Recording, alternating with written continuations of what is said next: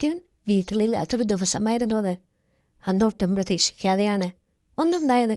എൻ്റെ കെട്ടിയതിനേക്കാൾ നന്നായിട്ട് എനിക്ക് എല്ലാം കിട്ടിയതും അമ്മായിയപ്പയിൽ നിന്നാണ്. അതുകൊണ്ട് തന്നെ എനിക്ക് പുള്ളിക്കാരനെ വല്ലാണ്ടങ്ങ് ഇഷ്ടമായി. എൻ്റെ പേര് ഗീതു എന്നാണ്. കല്യാണം കഴിഞ്ഞിട്ട് ഏകദേശം 1 വർഷമാവുന്നു. വീട് കൊല്ലത്താണേ. എൻ്റെ കല്യാണം ഒരു അറേഞ്ച്ഡ് മാരേജ് ആയിരുന്നു. അതിനും എന്നിനും ഒരു ചെറിയ കഥയുണ്ട്. അത് ഞാൻ നിങ്ങളോട് ചെറിയ രീതിയിൽ പറയാം. എനിക്കൊരു ലൈൻ ഉണ്ടായിരുന്നു.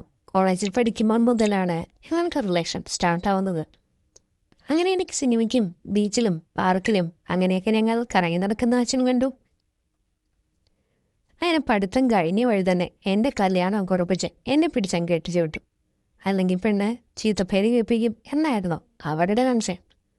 എൻ്റെ കെട്ടിയവൻ്റെ പേര് ഞാൻ പറഞ്ഞില്ലല്ലോ. അനന്തു എന്നാണ് പേര്. പുള്ളിക്കാരൻ ഒരു ഫർണിച്ചർ കടയിൽ മാനേജറായിട്ട് ജോലി ചെയ്യുകയാണ്. പുള്ളി ഒറ്റമോനായതുകൊണ്ട് തന്നെ എനിക്ക് വീട്ടിൽ വഴക്കുണ്ടാക്കാൻ വേറെ ആരുമില്ല.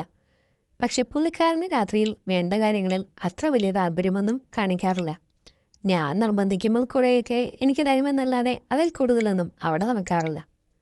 പുള്ളിക്ക് താല്പര്യമുള്ളത് മലയാളത്തുമൊക്കെയാണ്. എനിക്കെന്തോ എൻ്റെ ആഗ്രഹങ്ങൾ മുഴുവനായും നിറയാത്തതുപോലെയാണ് പുള്ളിൻ്റെ ഉള്ളിൽ നിന്നും. പക്ഷെ കാണാൻ അത്യാവശ്യം നല്ല സുന്ദരിയാണെങ്കിൽ, നല്ല വെളുത്ത ശരീരം, നല്ല ഉണ്ട ബോള് പോലെ ഇരിക്കുന്ന മുട്ടപ്പോലത്തെ മാറുകളാണ് എൻ്റേത്. എനിക്കെന്നും പണ്ട് മുതൽ ഈ ട്രഡീഷണൽ വേഷങ്ങളായ സാരി അല്ലെങ്കിൽ ചുരിദാർ ഇങ്ങനെയുള്ളതിനോടൊന്നും ഒരു താല്പര്യമില്ല. എനിക്ക് വീട്ടിൽ കൂടുതൽ ധരിക്കാൻ ഇഷ്ടം ഏറ്റവും കംഫർട്ടും നിക്കറും അതല്ലെങ്കിൽ ടീഷർട്ടുമൊക്കെയാണ്. പുറത്തു പോകുമ്പോൾ ജീൻസ് ടീഷർട്ട് അല്ലെങ്കിൽ എന്തെങ്കിലും മോഡേണായ വേഷങ്ങൾ മാത്രമാണ് ഞാൻ കൂടുതലും ധരിക്കാറ്.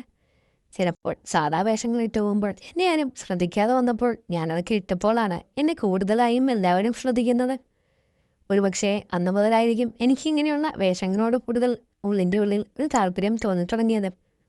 പലപ്പോഴും ഞാൻ വീട്ടിൽ ടീഷർട്ടും ഒക്കെ ഇട്ട് മുറ്റമടിക്കുമ്പോഴും അല്ലെങ്കിൽ വീടിനുള്ളിൽ തുടയ്ക്കുമ്പോഴൊക്കെ അമ്മായിയപ്പൻ ചുറ്റിപ്പറ്റി നിൽക്കാറൊക്കെയുണ്ട്.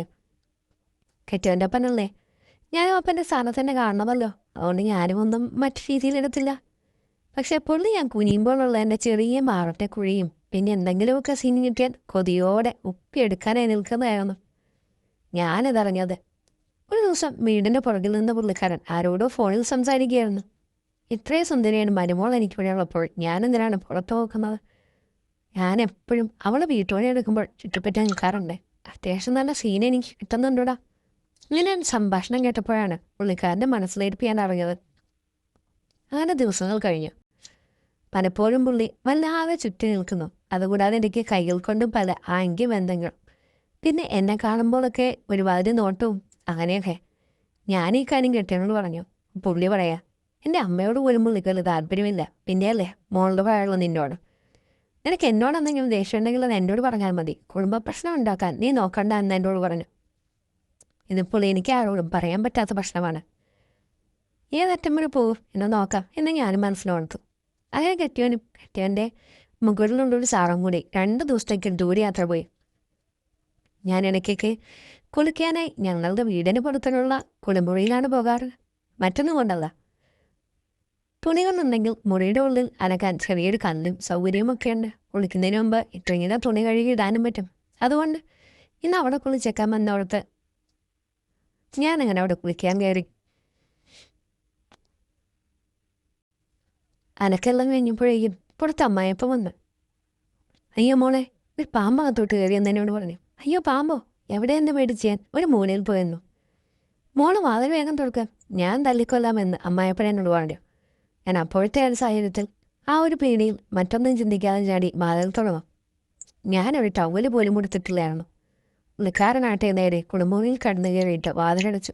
എന്നിട്ട് എന്നോട് പറഞ്ഞു, നീയും അവനും തമ്മിൽ ചെറിയ പ്രശ്നങ്ങളുണ്ടെന്ന് എനിക്ക് നന്നായി അറിയാം. അവൻ നിനക്ക് കാര്യമായിട്ടൊന്നും തരാറുണ്ടാവില്ല എന്ന് എനിക്ക് ഉറപ്പുമാണ്. തരാത്തത് വേറൊന്നും കൊണ്ടല്ല, അവനിപ്പോൾ എന്നോട് അത്രയ്ക്കുള്ള താല്പര്യമൊന്നുമില്ല. പക്ഷെ എനിക്കെന്തോ മോളോട് ഭയങ്കര ഇഷ്ടമാണ് എന്ന് പറഞ്ഞിട്ട് പുള്ളിക്കാരൻ നേരെ എൻ്റെ മാറുകളിൽ. അതിനുശേഷം ഞാനും എന്തൊക്കെ ആഗ്രഹിച്ചിരുന്നത് കൊണ്ട് തന്നെ എതിർപ്പൊന്നും കാണിച്ചിരുന്നില്ല.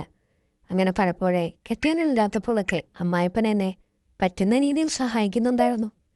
കഥ നിങ്ങൾക്ക് ഇഷ്ടപ്പെട്ടെങ്കിൽ ഉറപ്പായും ചാനൽ സബ്സ്ക്രൈബും ചെയ്യണേ, വീഡിയോ ലൈക്കും ചെയ്യണം.